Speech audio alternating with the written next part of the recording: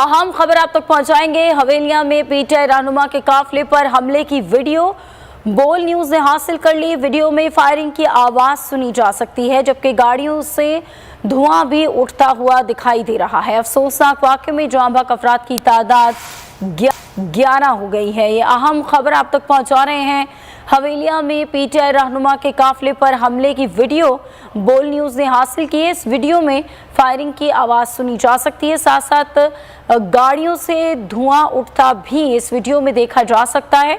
इस अफसोसनाक वाकये में जाँ बहक अफराद की तादाद 11 हो गई है। हवेलियां में पेश आने वाले वाकये की वीडियो बोल न्यूज ने हासिल कर ली है।